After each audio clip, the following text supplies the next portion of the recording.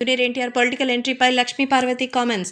ఎన్టీఆర్ ఎక్కడ రాజకీయాల్లోకి వస్తే అటు నారా చంద్రబాబు నాయుడు కొడుకు లోకేష్కి, అలాగే ఇక తన అల్లుడికి సీట్ లేకుండా పోతుందేనని మరైతే బాలకృష్ణ ఎన్టీఆర్ని అవాయిడ్ చేస్తున్నారు. ఆ విషయం తెలిసే వాళ్ళల్లో వాళ్ళకి కొట్లాట ఎందుకని ఎన్టీఆర్ సైలెంట్గా వెళ్ళిపోయారు. అదే ఎన్టీఆర్ నేను నందమూరి కుటుంబ వారసునే, నాకు అధికారం ఉంది అని పోటీకి నిలబడితే పరిస్థితి ఏంటో మీకే అర్థమవుతుంది అంటూ చెప్తున్నారు. నిజమే కదా, ఎలాంటి శపథం లేకుండా అక్కడ ఉన్నటువంటి విషయాలతో పాటు వెళ్ళి మరి ఎంత డిస్కౌంట్ వస్తుందని కూడా తెలియకుండా అక్కడ వస్తున్నటువంటి ప్రతి ఒక్క విషయం పైన చాలా జాగ్రత్తలు తీసుకుంటారన్న సంగతి తెలిసిందే. ఇందులో భాగంగానే మన యంగ్ టైగర్ ఎన్టీఆర్కి సంబంధించి లక్ష్మీ పార్వతి అలాంటి కామెంట్స్ చేసింది. రాజకీయంగా లోకేష్ ఎదగాలంటే జూనియర్ ఎన్టీఆర్ పక్కన పెట్టాలి.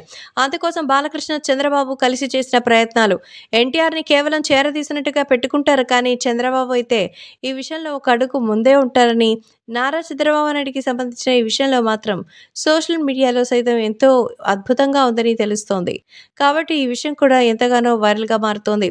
అభిమానులు సైతం ఈ విషయం తెలుసుకుని తమ అభిమానాన్ని చాటుకుంటున్నారు.